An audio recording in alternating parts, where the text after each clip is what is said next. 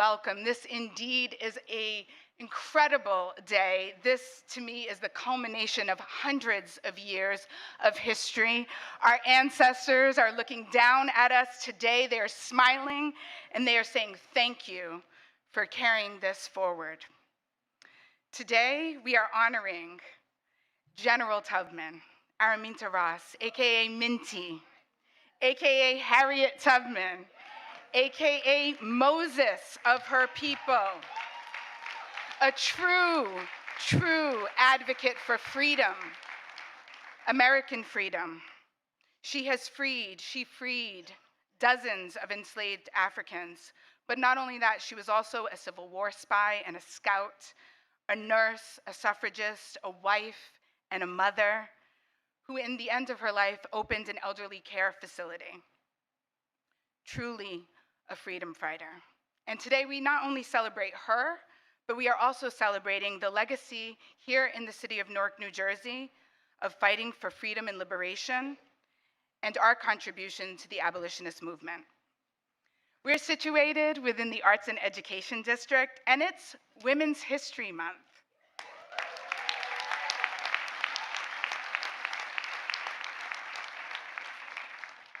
Harriet Tubman said, "If my services do not place women as a man's equal, what do?" Before we get started, I just want to acknowledge a few people that are in the room. Our City of Newark officials. We have our business administrator, Eric Pennington, here, Assemblywoman Timberlake, Assemblywoman Pinter Marin, and many city directors and deputy mayors here that are with us today. We also want to say a special thanks to Audible, the whole team, Aisha Glover, Manny Antunes, the studios team led by Nick D'Angelo, which worked tirelessly on the audio on this monument. This is indeed a glorious day. We're going to start with a video so you can see what I'm talking about. So I'd like to introduce the video. It's called The Making of the Tubman Monument, and it was directed and produced by Dreamplay Media.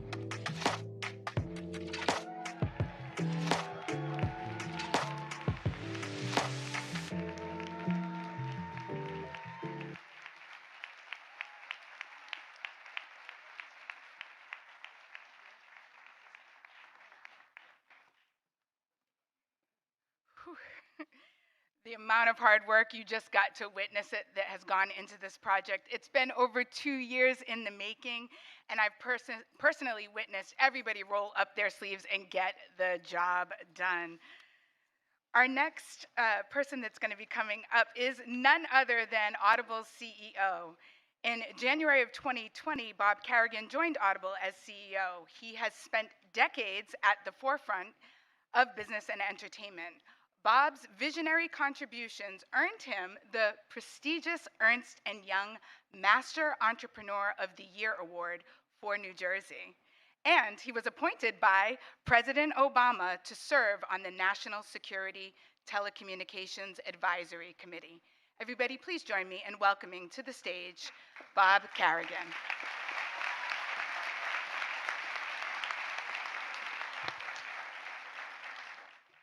Well, thank you, Marcy, and welcome, and thank you, everyone, for being here today.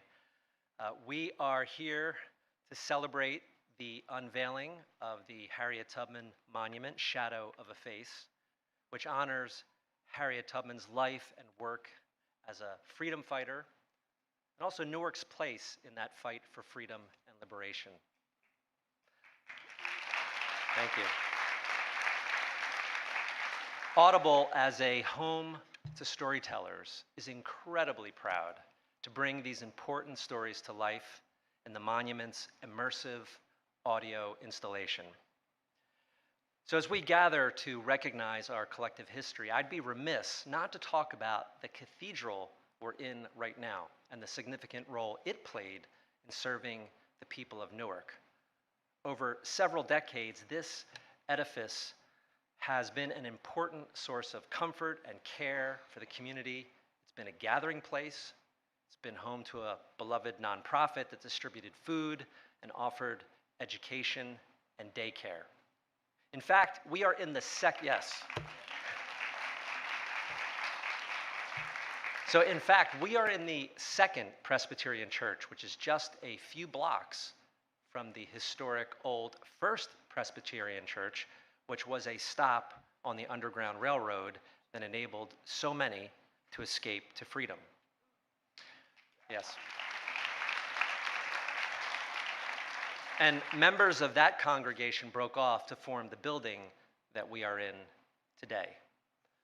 So with the unveiling of the Harriet Tubman Monument this morning, we tell a more complete account of history. And we at Audible are extremely honored to play a small role in that. Thank you very much.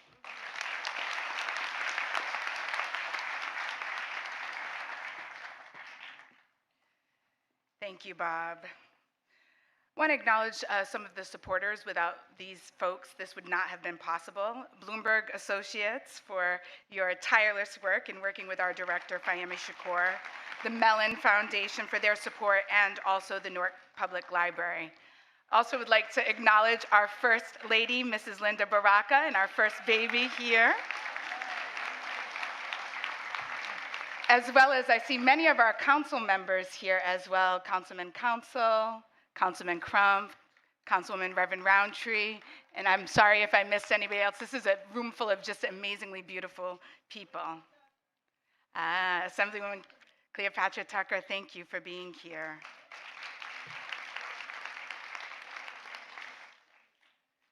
Newark has never been more vibrant and dynamic than it is right now. If you look around, you can feel it. It's palatable. Everywhere you look, the city is bursting with life, with growth, with positivity and greater prosperity and deeper, more meaningful justice. Why? Why is this happening? Because of the vision, the wisdom, and the compassion of our next speaker, the man who has welcomed the spirit and the strength of Harriet Tubman right into the heart of our city, the city of Newark. Please, everybody, put your hands together for the Honorable Mayor Ras J. Baraka.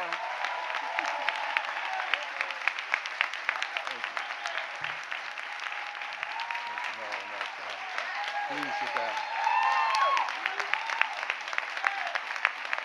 Sit down. Please sit down, please. Scaring me.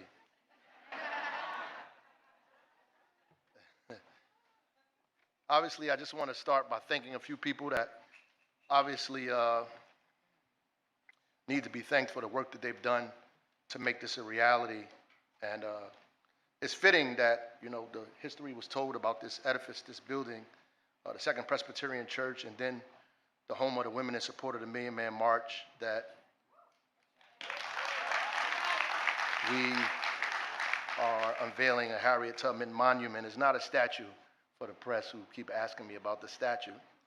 It's a monument. I want to thank Fayemi Shakur first.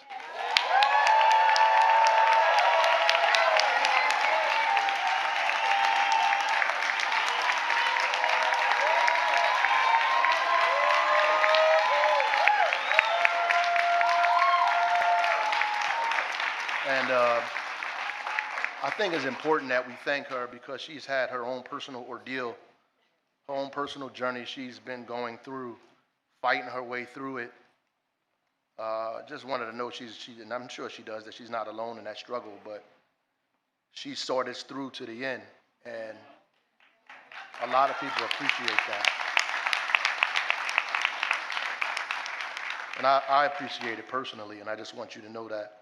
Obviously, I want to thank Aisha Glover and Audible.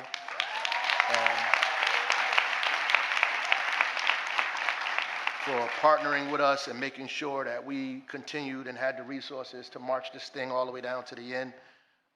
Don, thank you wherever you are. You know you're somewhere. There you go. Appreciate you, sir. The artist, Nina Cooke John.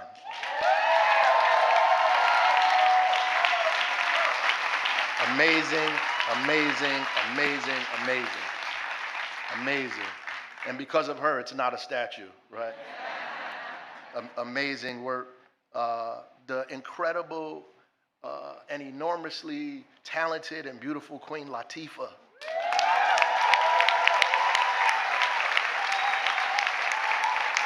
Who put her stamp on this, which is going to make this thing even live further than we've even imagined, and bring more attention to this than you know, we even thought of. And we appreciate her always coming back and loving us the way we love her as well.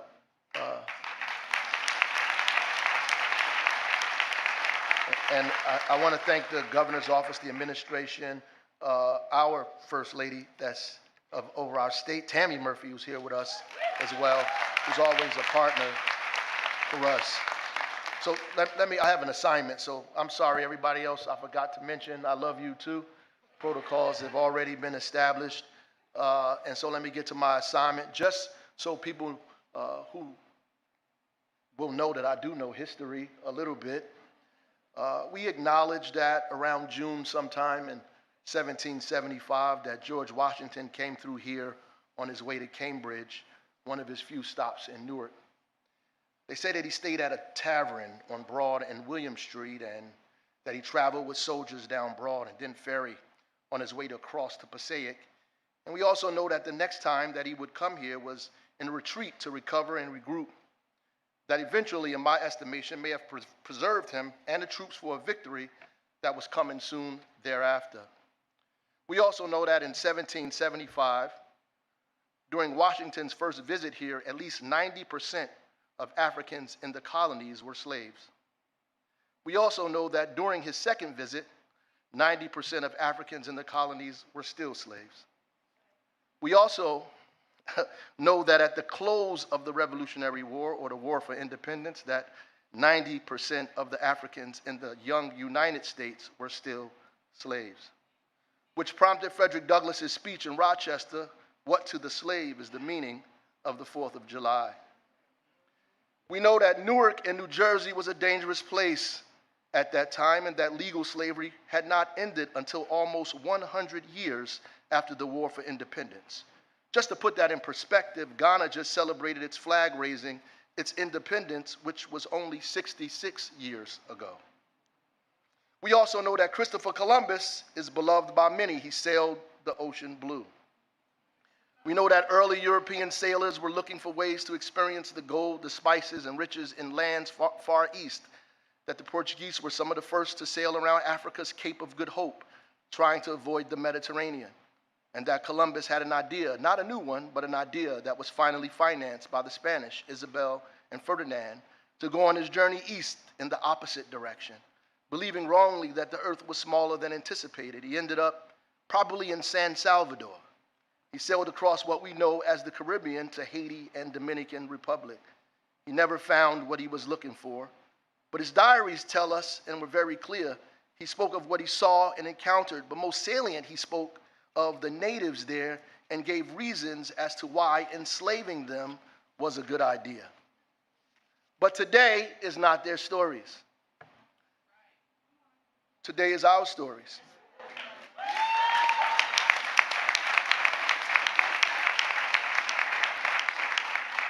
By God's grace, we don't require your enslavement at the price for our freedom. In fact, someone has already paid that price. Our ability to be here this day, renaming this park and erecting this monument, someone paid a steep and heavy price a long time ago. We don't require you not to celebrate Washington or Columbus even. We will not impede upon your desire to lift them up and praise them. All we ask is that you not require us to do the same.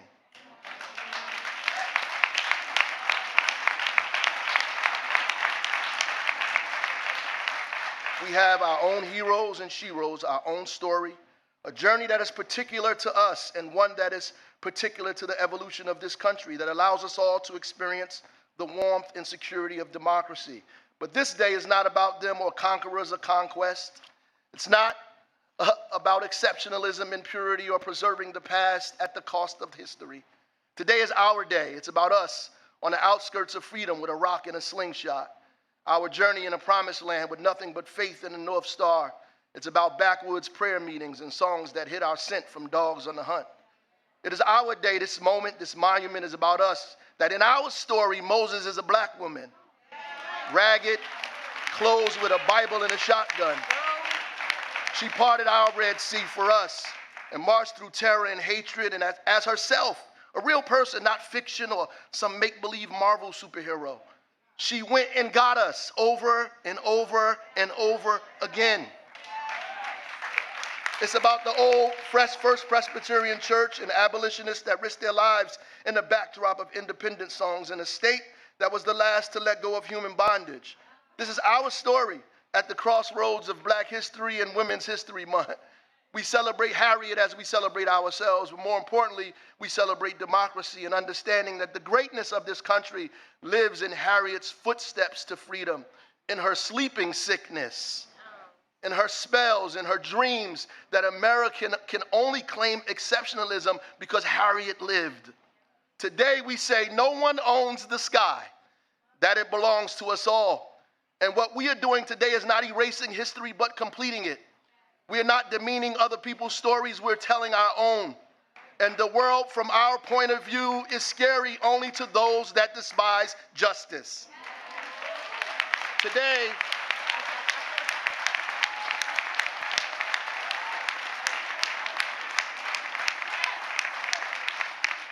we celebrate Armanita Ross.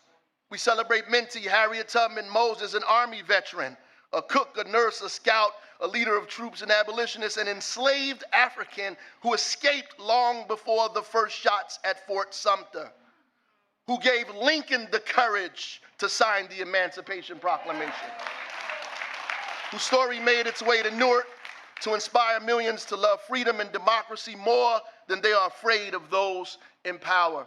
Godspeed to all of you. Thank you for coming here. Long live Harriet Tubman, and long live Nina Cooke John.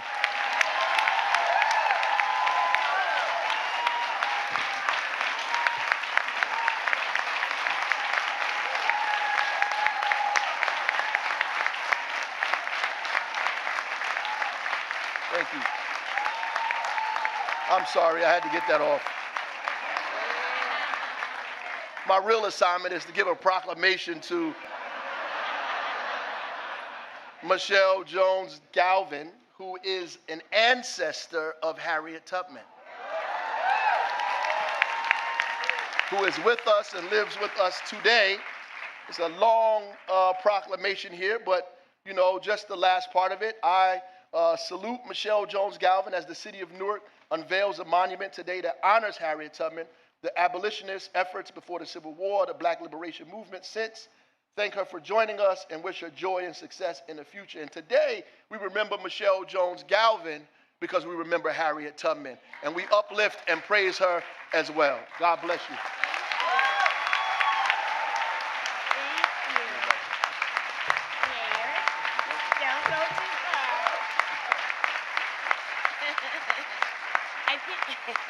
I think the mayor thought he was going to sit right down, but what I'm going to do is I'm going to gift him a book called Beyond the Underground, Aunt Harriet, Moses of Her People, which was written by myself and my mom.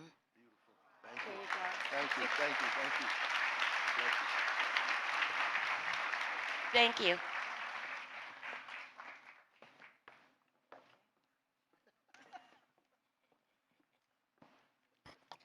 Thank you.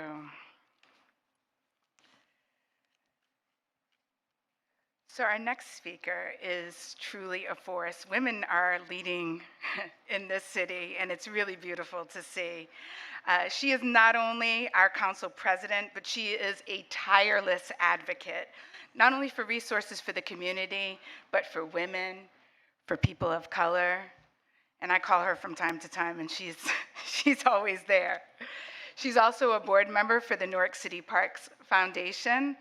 Please, everybody, join me in welcoming to the podium our council president, LaMonica McIver.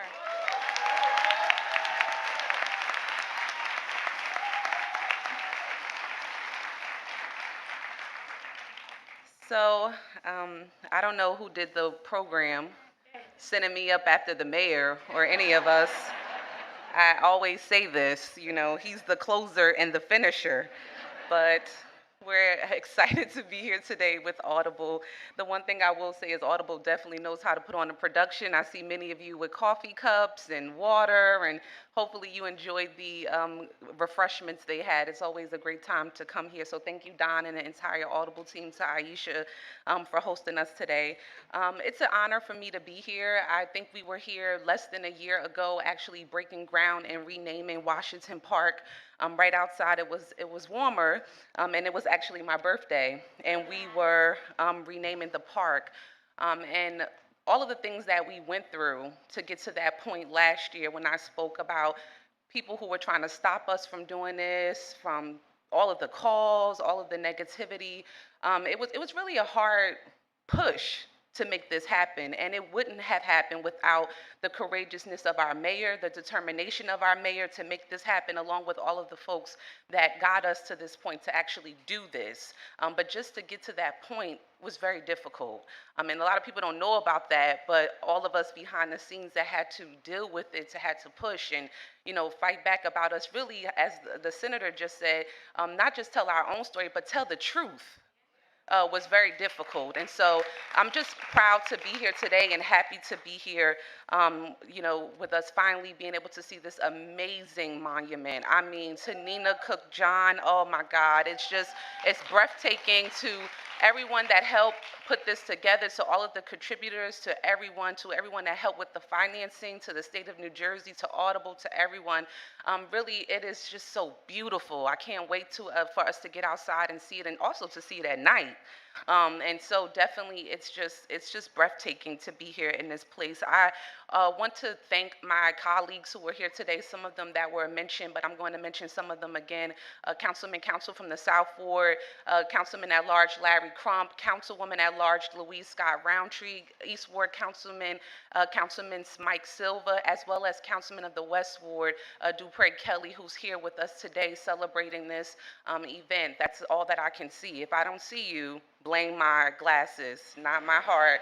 But we are definitely excited about today. As I mentioned, less than a year ago, we were renaming the park, and today we get to unveil the Harriet Tubman Monument in Tubman Square. In Tubman Square. Honoring the city's role in the Underground Railroad and the great work and heroism of Harriet Tubman on this very land, Thanks to our, once again, fearless mayor and the supportive Newark Municipal Council for making this happen. Thank you. Special thanks for always to Nina Cooke John. Everybody in Newark and beyond will always remember Nina Cooke John. And thank you for that. Newark continues to set the standard. There's no secret about the work that we do here in the city underneath the great leadership of our mayor, and hopefully it's a standard across the country, especially as we see states banning African American studies and literature all around. Hopefully it is something that folks can take, you know, a tip out of a book about us here in Newark, because we are setting the standard, and hopefully folks can, you know, see that here. It's not just about negativity, but it's about the great things that we're doing here in the city. Using art to promote change, truth-telling, and innovation. That's what we do here in the city of Newark.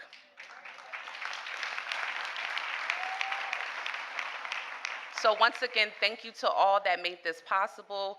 I'm just looking forward to getting out there and for everyone to see this. The one thing I want to say to Newarkers and folks beyond, but I'm speaking specifically to Newarkers, this is for us.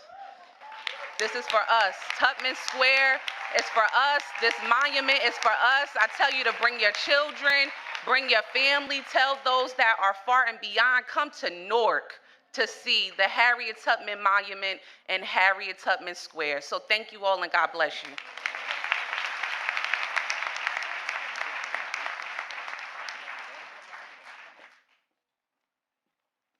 Thank you, Council President.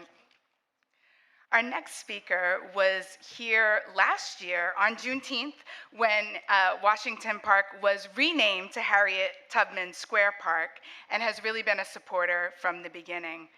She's on the ground. She takes the time out to listen to people firsthand. Her focus on education and climate change, women and minority business owners, as well as providing support for New Jersey mothers and helping to reduce maternal and infant mortality. She's a force, and she is our First Lady of the state of New Jersey. Everybody, please welcome our First Lady, Tammy Murphy.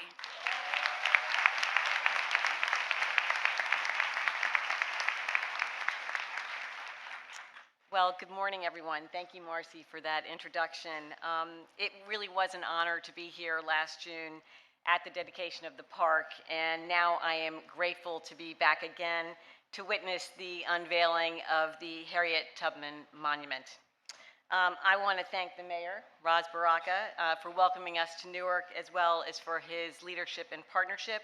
I also want to recognize Senator Teresa Ruiz, and the legendary Queen Latifah. All of today's special guests, most especially the one who finds this moment the most meaningful, Jua. Just want to say, Linda. And also, of course, my dear friend and the founder of Audible, Don Katz.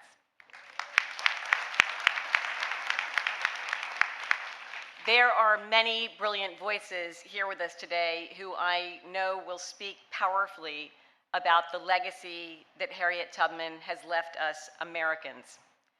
To those testimonies, I would like to add this. There is nothing to be gained from hiding from our history.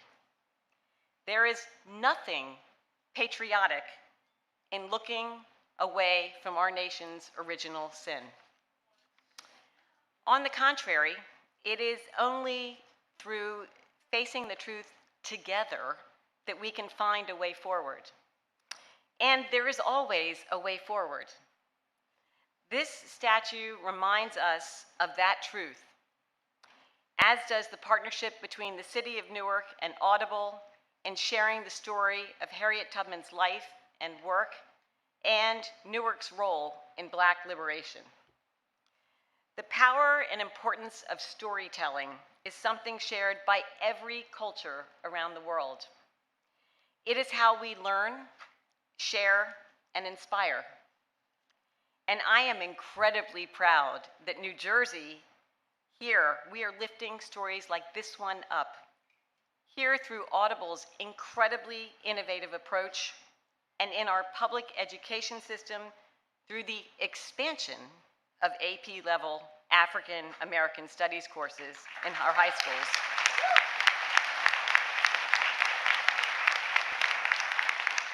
I know my husband was here just last month to make that announcement together with the mayor.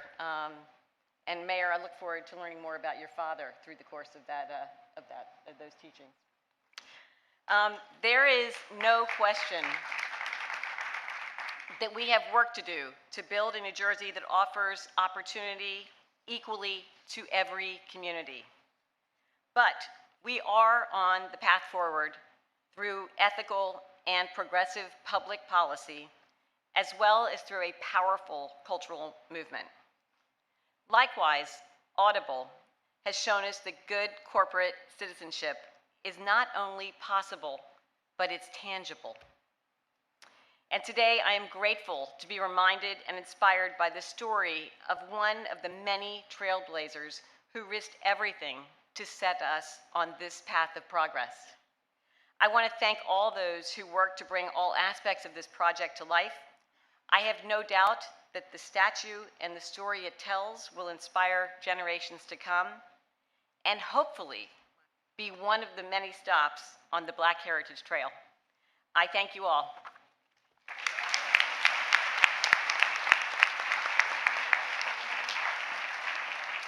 Thank you, First Lady Murphy. I want to just acknowledge a few other folks that will not be speaking today but are in the room. The chairman of the New Jersey Democratic State Committee and Essex County Democratic Committee, Leroy Jones. We also have a representative here in the House with us from Congressman Robert Menendez's office. And also want to acknowledge New Jersey Transit and their staff led by Justin Davis.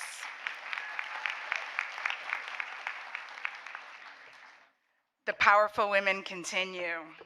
Our next speaker, I had the pleasure of hearing her yesterday at NJPAC Women. She is another force of nature. The first Puerto Rican elected to New Jersey State Senate with 5 re-elections.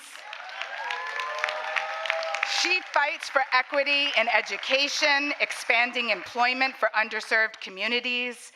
She's an advocate for women and mothers, and she's one of us. Please welcome to the stage New Jersey Senator M. Teresa Ruiz.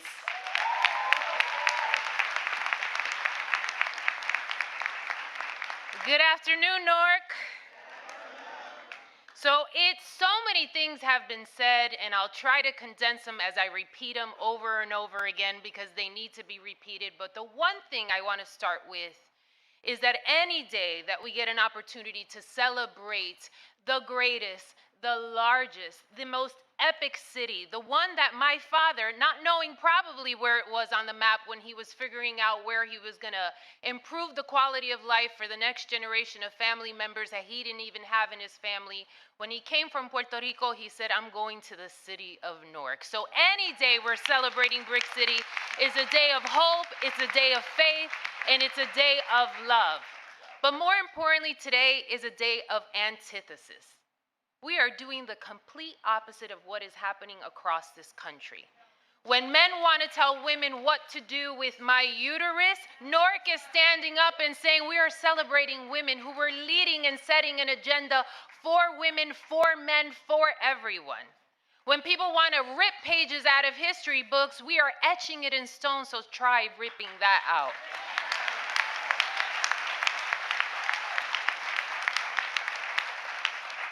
That I only had a small part in this because I was able to secure with my colleagues $2 million for this project, and I'm embarrassed when I say that, right? It's only $2 million.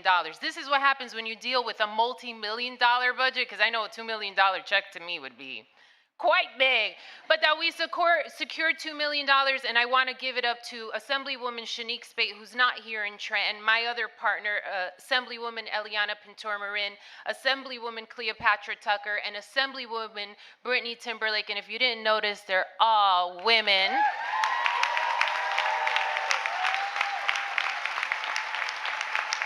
But it was because of Newark that I had the power to do that. Because when the budget was being struck, I wasn't outside of the office, I was inside trying to scoop up every single penny that I could bring back home. And the other great antithesis of today is that you see the corporate sector not functioning through a financial lens, but through a cultural and community component. That Audible, time and time again, has demonstrated that the bottom dollar doesn't have to be just about that. That the bottom dollar is about the people that they serve and live alongside of. That nestled right here in front of Harriet Tubman Square Park is the most quintessential space, I feel like, when you're entering downtown. The Newark Museum. The corporate sector scattered all over the place. Schools. And a great reminder, if I'm stuck in traffic, to sit in front of this phenomenal, breathing monument, because that's what it is. It has breath to it if you haven't seen it, to remind me not to be tired, to remind me that there is great work to be done, to remind me that when I'm on the turnpike cursing quite often,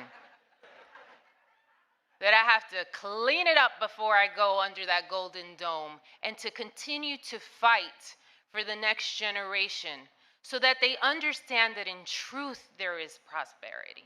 That in education in the classrooms outside of any zip code, that we can lift up the God-given potential of any human being despite where they live, what community block they're on, and what school they go to, if we just make the common sense investments early on. And today, all of that comes into fruition and encompasses it in the story of Harriet Tubman, a woman, a fearless leader, a phenomenon, a legendary queen. That we lift her up in this space consistently, and I just cannot wait for the moment to bring Silver to the park and have her look at that and ask me questions, and to give her the truth. And to remind her that so many people in this room that she will stand on shoulders of will have made it easier for her, but that her struggle will still probably remain the same. That her grandmother had more rights as a woman in this country than she has today. That the legacy of Harriet Tubman and that fight of bringing so many with her is still the purpose of any individual, whether we are elected, whether we are the CEO of a company, whether we're a teacher, whether we're leading cultural institutions, that it is part of our human responsibility, our moral compass, to understand that if the person next to me is bleeding, then damn it, you're bleeding too. And so I will give a debt of gratitude to everybody, and not because it's Women's History Month am I doing in this order, because in fair game and no shame, I would probably list all the women first any single day of the year, to Miss Nina Cooke John, who I had the honor of listening to yesterday and just meeting for the first time and hugging and embracing. I'm a hugger. Just to be in awe of the love and the faith that was poured into you so that you can pour into so many future generations that will take an opportunity to see and witness and learn. Thank you. To Council President LaMonica MacGyver, a fearless advocate, and I know they read the titles. Everybody always forgets the one title. We are badass mamas, too, in this space, right? And I know that's the one that she loves the best for her leadership. To Linda Harrison, who consistently, when she took over the museum, was always talking about making this an inclusive space and re-energizing a park to be sure that you could feel it, and that is happening. To Fayemi Shakur, who I first met when we started making investments over at Symphony Hall, and her love for people and her love for art is extraordinary. Thank you. I love you, and I'm with you. To the First Lady, Tammy Murphy of the Garden State, thank you for being here instead of Phil today. To the Queen, when we were waiting downstairs, I said, you know, we're a little bit behind schedule, and they're like, we're waiting for the Queen. I said, well, as well we should, you know. Who never forgets that Brick City gave her the power and the purpose, and she always comes back, even when COVID was at its height. She came to Essex County College, she vaccinated herself and used that moment to educate others so that we were protected at a time when we were so afraid of what was going on. Thank you for not ever forgetting what your purpose is and for using, oh yes, and she is rocking a tie too today. This is lovely. Hers is nicer than mine, I'm sure. And of course, in the mix of all the roses, I will give a debt of gratitude to someone who I consider a brother, a partner, a colleague, my mayor, my daughter's mayor, my mother's mayor, Mayor Ras Baraka. But let's not get it twisted. I know his inspiration and his hope and his purpose is always fired up because of Linda. Harriet Tubman said, always remember you have within you the strength. Always remember that. And I try to tell my daughter that when she goes off to school. You're the slayer of tests. You're the queen of questions. I said, you can do this. Remember that you have the patience. And I say this to myself. And the passion to reach for the stars to change the world. Each one of us in here. Whatever we do, if we just take a moment to pat someone on the back and say, are you okay? Is a moment of human decency and is lifting up the world in a small way. Thank you very much.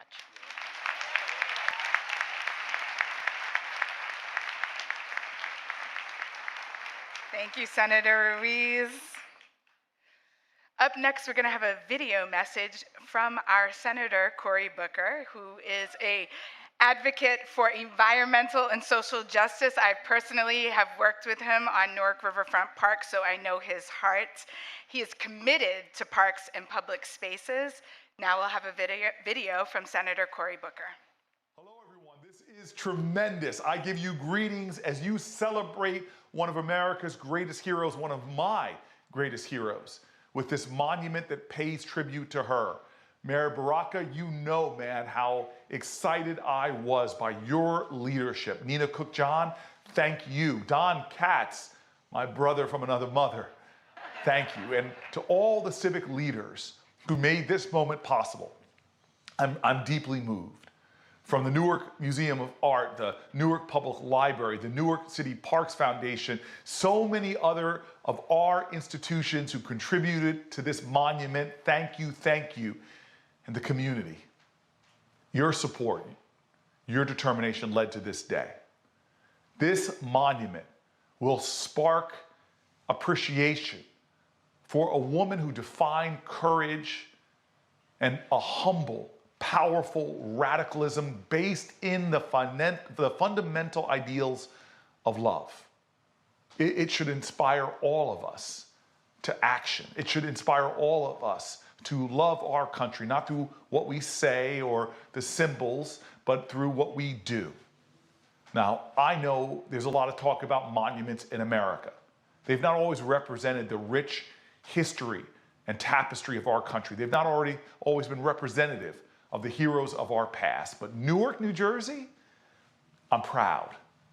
I'm proud that Newark today is standing at the forefront of elevating heroes from communities that have been too long overlooked, of pointing to patriots who served and sacrificed, of making sure that the children of today know they stand on the shoulders of giants like Harriet Tubman. I tell you this, Harriet Tubman's statue has sat on my desk almost my entire time in public office, from the mayor's office in Newark to the Senate office in Washington, D.C. This to me has been the symbol. But think how I feel now when Mayor Baraka and community leaders took a small statue, which I love, and elevated it to a monument for all of our community. This is Harriet Tubman, a woman that faced disrespect, disregard, denigration, and violence. She faced starvation and the predation of dogs and people literally hunting for her, and yet she was tireless, indefatigable. She was a person who never gave up on America when America refused to even see her humanity. She was someone who, in so many ways, but metaphorically, helped us all to understand that we have to make the journey. We've picked up the torch in our generation. We are being led forth by North Stars in our community and North Stars like her from our history. May we now, from this inspiration, from the rich history of a woman whose history is interwoven with the history of New Jersey, may we now continue the journey, inspired by heroes of the past, so that we too can make it to the promised land. Thank you all so much. Thank you, Newark. Thank you, the Newark Arts community. Thank you, Audible. Thank you, everyone. And congratulations on this powerful moment. It will inspire all of us and generations yet unborn.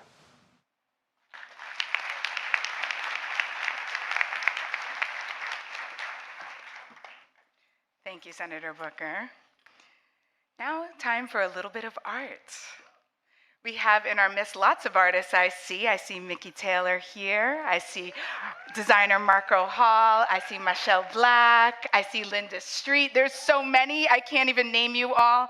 Thank you for being here. This city is overflowing with creativity, of course, led by our very own artist mayor. Our next presenter is a poet. She's a multidisciplinary artist. She's Newark-based, but she represents Nigeria. A poet, a filmmaker, and photographer. Please, everybody, welcome to the podium, Bimpe Fageyembo.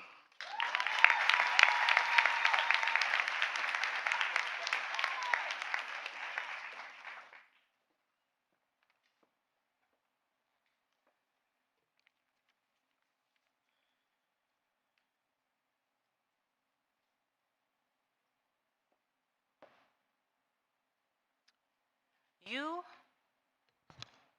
need to be closer to the mic. Hold on.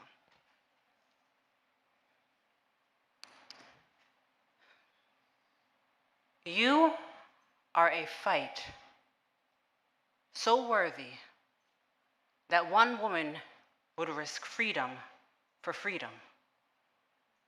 This young woman who was counted out and scarred, marked with a scar on the head, perhaps a symbol, a sign of a sixth sense, the kind of sense so divinely foolish it was wisdom. I mean, she couldn't read a map, but she could read the heavens. And well, who needs a map when the stars answer to you? Araminta Ross knew how to be abased and knew when it was time to abound. She, one young Black woman, but a majority, set out as Araminta came back a Moses, because that's what freedom will do. It will call you by a new name. So this majority walked Maryland to Delaware, 197 miles. Delaware to Pennsylvania, 94 miles. That's 291 miles from who you thought I was to who I say I am. Harriet Tubman fought a fight so worthy she would risk freedom for freedom. She held both Minty and Harriet in the palm of each hand, put them together, and prayed her way through pitch-black valleys, shadows, death, rivers as deep as the many souls we've lost in water. Don't you know that every ocean floor from here to Africa carries the souls of our families past? Araminta Ross walked through waters, baptized with each step, one step closer to the freedoms that she said that she would die to see. One step closer to Harriet, because God, it's not how you start the race, it's how you finish it. Araminta started it, but Harriet would be the one to finish it. But I think she was always Harriet, if you understand what I'm saying. Jesus didn't become the Messiah until he rose, but he was always the Messiah. So she went on to make it or die, to remain or to become. She knew that there was a home for her, and that home was not where she was going, but rather what she could be when she got there. But not alone. A woman who would risk her freedom for yours. So she went back to Egypt, no less than 13 times, because she knew that what God could do once could be done twice. A fight so worthy that she would risk freedom for freedom again and again. Harriet Tubman didn't know what would become of Black liberty, but she left a legacy that told us that in our lifetime that we are worthy of the fight. And I know that we are treading on hope and the water feels slow from Emmett Till to Tyree Nichols. But in our lifetimes, we are still worthy of the fight. She left us a legacy that told us. She left us a legacy that told us that you must live like you have the right to.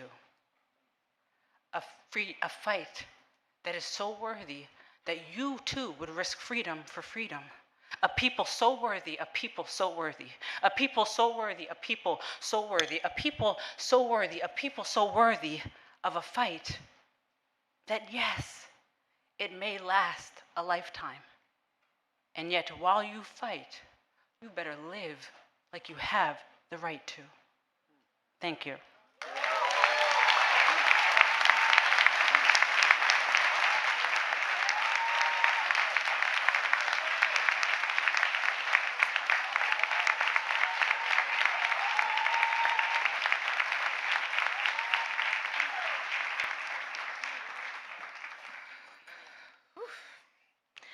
Thank you, Bimpe. Now we are running a little bit behind, so we're going to try to speed up our program here. Our next presenter has also been working tirelessly. She is the CEO of the Newark Museum of Art, which for over 100 years has been a part of this here neighborhood, this square, this historic location, this historic district. She has completely, along with her team, changed the perception of the Newark Museum of Art and welcomed Newarkers into the museum in a way that I have never seen in my entire time living in this city. It's really beautiful to witness. She's been a partner from the beginning, and the museum has been a partner from the beginning on this project. Please help me to welcome to the podium the CEO of the Newark Museum of Art, Linda C. Harrison.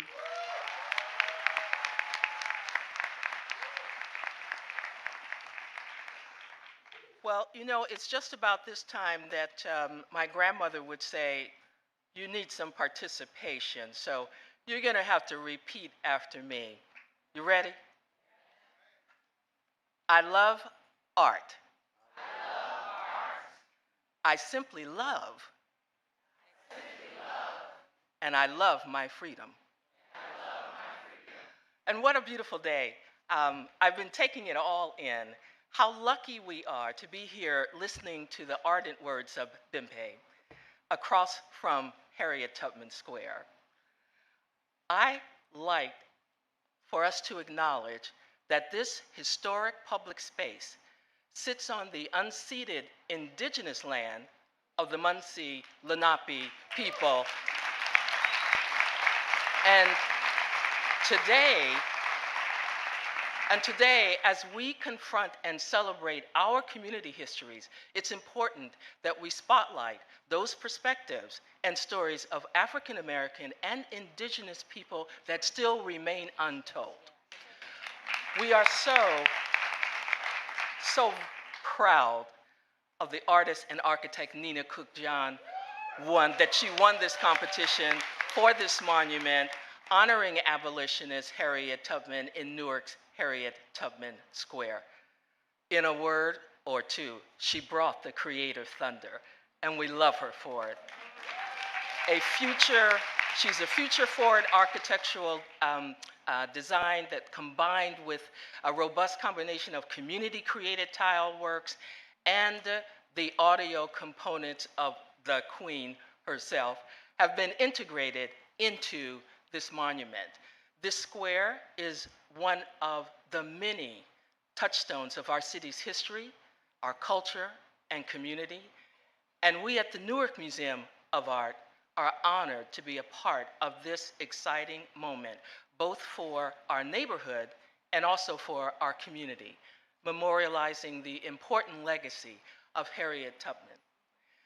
Many of the Underground Railroad stations resided in New Jersey, and at least one was here in Newark. And therefore, today's act of us gathering, witnessing, and learning as a community feels as urgent as ever.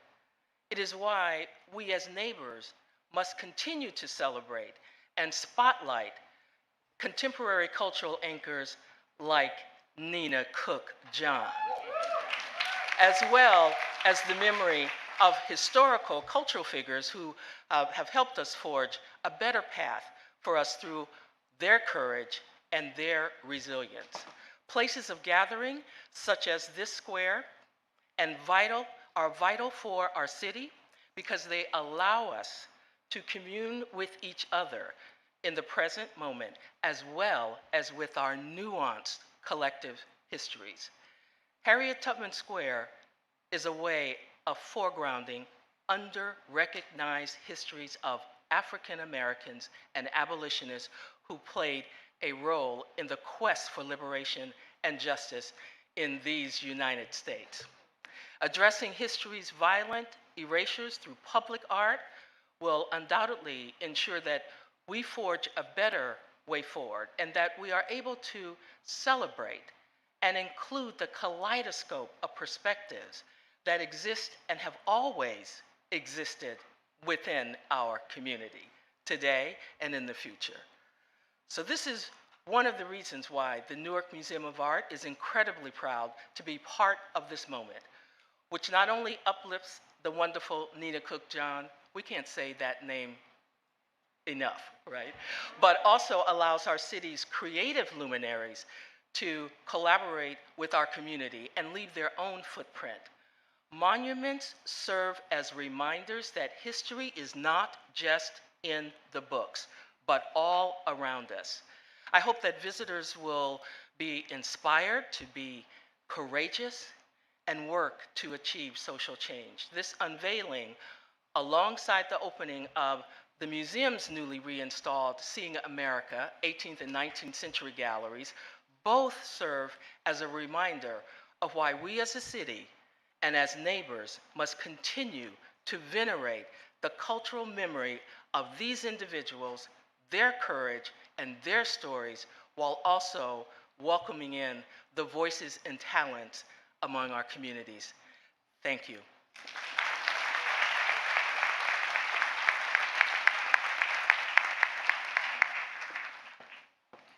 Thank you, Linda. Our next presenter is our woman of the hour. She is the artist and architect, the designer of our Harriet Tubman Monument, Shadow of a Face. Her perseverance, her courage, her creativity, her passion, and her desire to tell the story of Black liberation was felt by everyone who she touched throughout this project. In many ways, the journey that she's experienced in making this mirrored the journey of Harriet Tubman, and indeed, she's bringing our ancestors along with her in the creation of this monument. So please, everybody, welcome Nina Cooke John.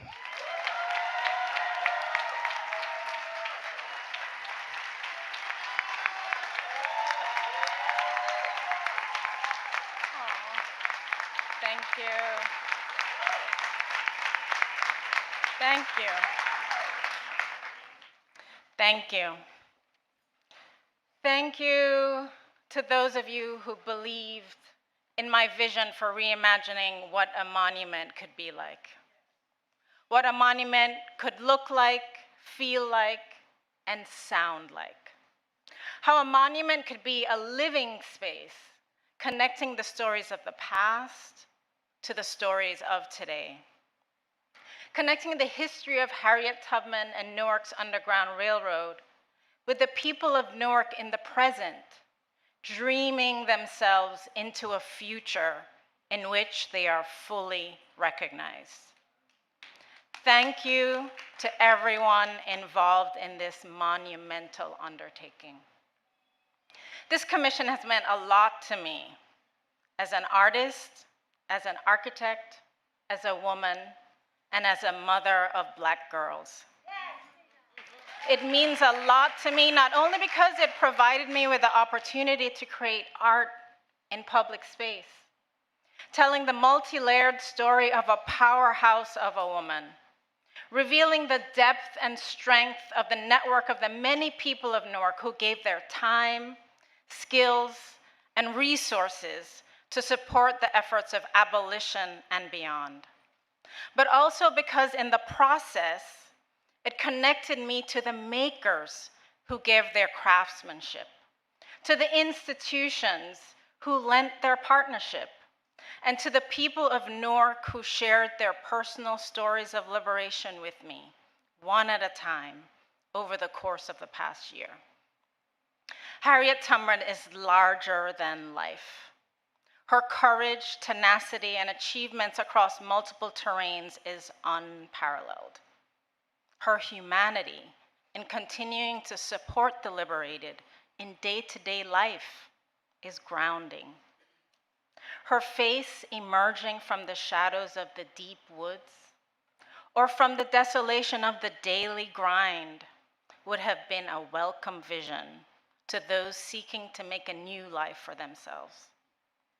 This is not a legend, it is about a legacy. Shadow of a Face is dedicated to the women of Newark. I see you. You know who you are. You might not all be in this room today, but I see you. Some of you are pushers, working from behind, helping those who want the limelight. Some of you are pullers, reaching back for those who move just a little bit slowly. You sit by bedsides in hospitals, keep our children on track, and clean up the detritus of our lives so that we can step out unobstructed. Your stories are embedded here alongside the stories of Harriet Tubman. Thank you.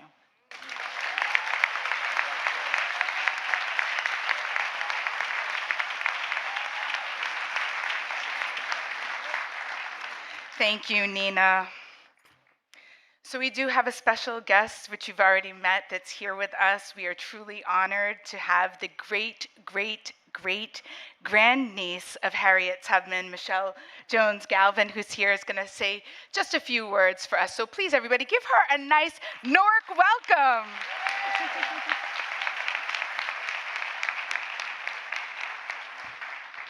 Thank you so much for that kind introduction, Marcy. It is my distinct pleasure and honor to be here with all of you this afternoon. I do want to give my special thanks to the Honorable Mayor Ras Baraka and his staff for the invitation to be here today to share my reflections about our beloved Aunt Harriet. It is also an honor to share this moment and space with the other speakers. Of course, Marcy DePina, New Jersey Senator M. Teresa Ruiz, Senator Cory Booker, monument artist and architect Nina Cooke John, Bimbe Fagayimbu, Linda Harrison, Don Katz, and the illustrious Queen Latifah. And I would be remiss this afternoon if I did not acknowledge my sister, Adrienne Jones-Roderick, who accompanied me on my travels here today. We know throughout American history there have been women who have made an indelible mark on it, each in her own way, leaving an imprint of her values, her strength, and her hopes for the future and all of its possibilities. This afternoon, we commemorate one of these women. She is a woman of history. Many call her an American heroine. in our family, we simply refer to her as Aunt Harriet. She is Harriet Tubman, greatest conductor of the Underground Railroad. Aunt Harriet said, "I reasoned this out in my mind. There was one of two things I had a right to, liberty or death. If I could not have one, I would have the other, and no man should take me alive."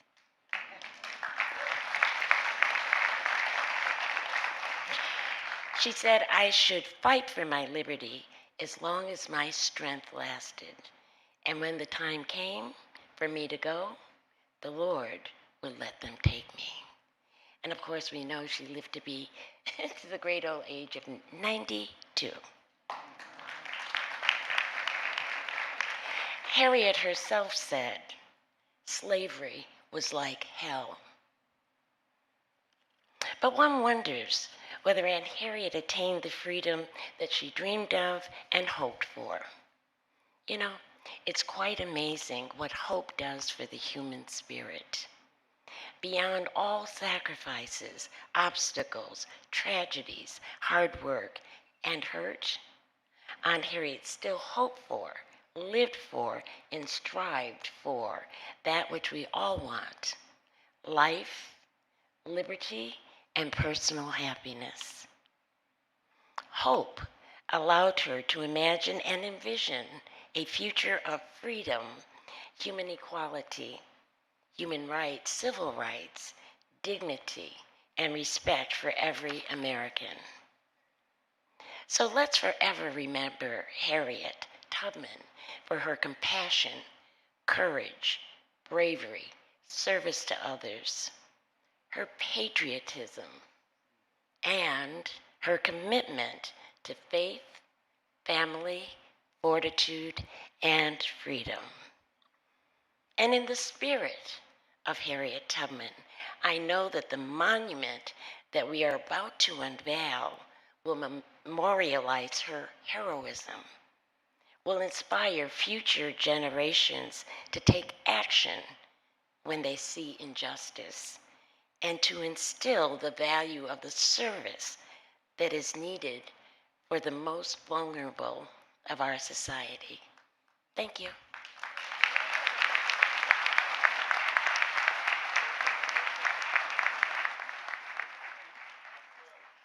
Thank you, Ms. Jones-Galvin. We're so honored to have you here and so grateful that you're here today in our presence. I just want to make one more acknowledgement to Zola Mashariki, who is the head of Audible Studios. Thank you so much for your work on this project. Our next speaker is none other than Audible founder Don Katz, who has led the company from an idea, simply an idea, in 1995, creating and driving a media category and serving tens of millions of listeners by the day in 47 different languages. He has imbued the company and its culture with distinctive guiding principles that have helped propel Audible into the global media mainstream, as they also put Audible at the forefront of Newark's comeback since moving the company's world headquarters here to the city in 2007. Please welcome our host, Don Katz.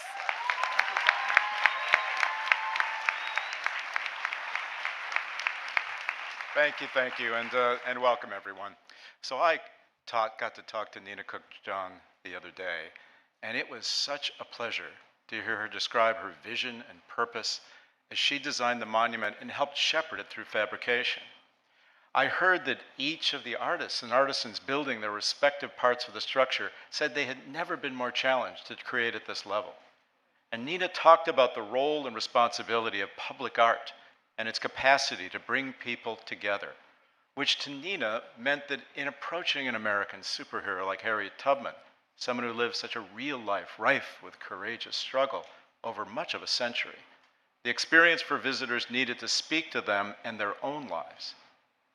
I immediately thought of how my mentor, Ralph Ellison, would have admired Nina's effort to humanize and go deep into Tubman's complex realities. In many ways, Audible is the house that Ralph built, because it was his beliefs about the suppressed realities of the oral and vernacular storytelling traditions that inspired Audible's effort to buck a calcified literary status quo and propel the power and the music in well-composed and artfully performed words into the media mainstream.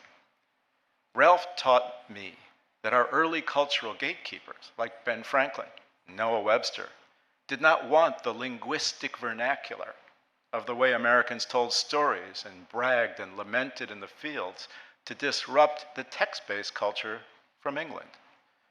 Harriet Tubman could only live in the world of real American storytelling because she didn't read or write. She was also someone who would not accept the world as it was. She followed her vision of what ought to be across a rich life full of experiences well beyond shepherding her family and others to freedom. I think that the physical honoring of Ralph Ellison back there inside the Innovation Cathedral and Nina's powerful monument, a stone's throw away in the park, tell profound stories. Audible came to embrace Newark without any government incentive 16 years ago. I believe Audible is a better business, a better place to work, and a better service giving voice to those who ought to have a voice because of principles that call for something better. Audible's programmatic efforts have endeavored to give unfairly deprived people a chance to help fight against the dire health and education and social justice outcomes that are the all too pervasive results of asset and income disparities in Newark and other cities. Shadow of a Face is just one step forward toward a fully renovated park, and there is much more work to be done. I hope that a fully fitted out Tubman Square draws company workers, including Audible's, back to resume a Newark renaissance set back by COVID in ways that unequally hammered residents of too many New Jersey cities with challenges similar to Newark's. Newark Venture Partners was founded to nurture vibrant new companies that can draw the amazing Newark-born and educated talent back to be part of a better future. It was 9 years ago that I sat between Rutgers Newark Chancellor Nancy Cantor and another mentor and Newark icon, the late Clement Price. At commencement ceremonies, as one first-generation degree getter after another from every background imaginable walked by, I said to Nancy and Clem, these folks will go out from here and create vast, potentially redistributable wealth. We have to create more reasons for them to stay. And this became a guiding vision of the possible for Newark Venture Partners. Thank you to so many Audible people and allies who work to give voice to this amazing monument.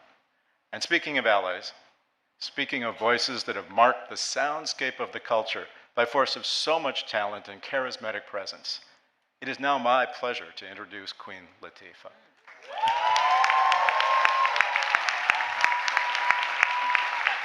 As you'll shortly hear, her voice is you will hear emanating from this monument. In the fall of 2019, I was able to spend time in California and then here at the cathedral with Dana Owens, Queen Latifah, and her business partner and creative partner, the talented Shakim Kumper. Talk about someone who has challenged the status quo and worked Harriet Tubman hard to go where others don't go. Many people possessed of Dana's raw talent were expected to stay in prescribed artistic lanes, but Queen Latifah has made her mark within artistic formats and across them as few others have. Dana did not accept the world as it was, and she acted upon this versus issuing statements. Just listen to the message in the rap song Unity from 1993. Or check out the amount of money she raised hosting AIDS dance marathons in the 1990s.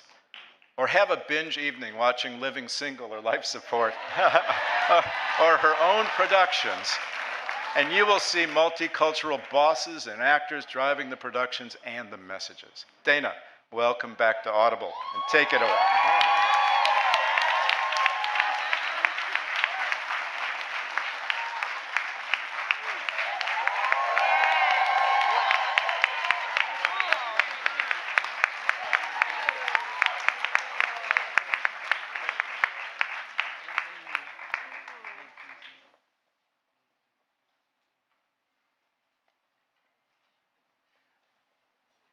Hi, everyone. Good morning. So I will be brief. Because brevity is levity. All right. Thank you so much, Don. Thank you for that wonderful introduction. Thank you for this company. I really value our partnership. It is wonderful to be here. I'm so excited once again to collaborate with Audible to tell stories that inspire people to be brave, to fight for what is right, and to bring others along with them. It was great to work with my fellow Newarker, Pia Wilson. Woo! She's amazing. I learned so much during the creation of this project, and we hope that Monumental brings Harriet Tubman's resistance and integrity to people everywhere who really need to hear it. We want people to know, to feel, to understand what was at stake and how incredibly brave Harriet Tubman was. I loved working with Audible, and I love working with them to share stories that empower and inspire people. And together we're committed to taking storytelling, and Black storytelling in particular, African American storytelling, the Black experience storytelling, to the next level and make a real impact in our communities around the world. And Audible has a true love and care for our hometown of Newark, New Jersey. They've been right here for 15 years, and I'm proud to work alongside them on the ground and to raise our voices together for our community. As a quick side note, I would really like to thank my partner, Shakim, who's sitting right in front of me.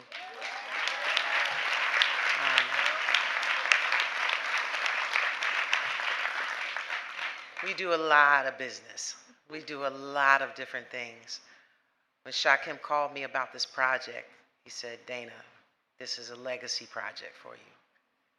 So not one part of this has been about a dollar. It hasn't been about vanity.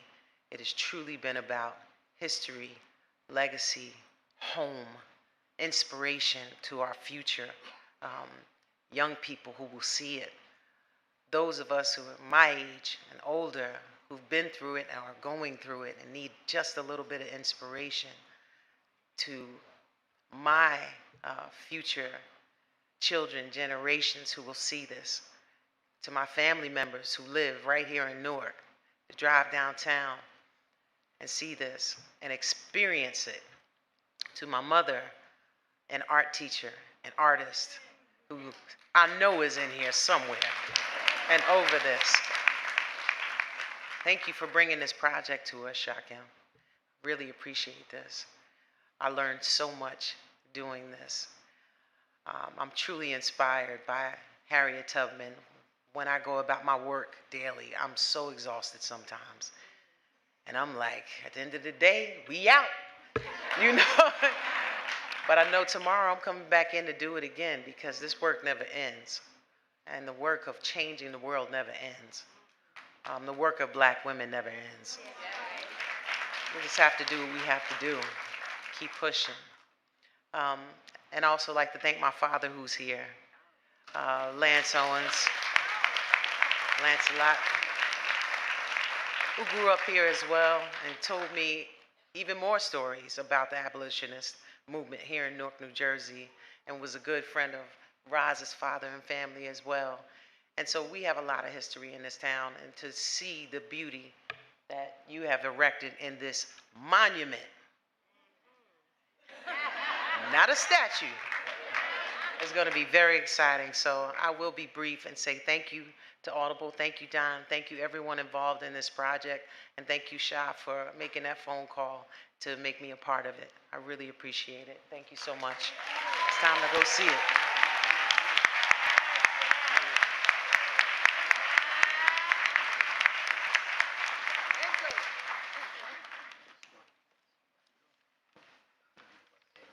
Thank you to our Queen Latifah. Thank you. I can't wait for you guys to get out and see the monument. The moment has come.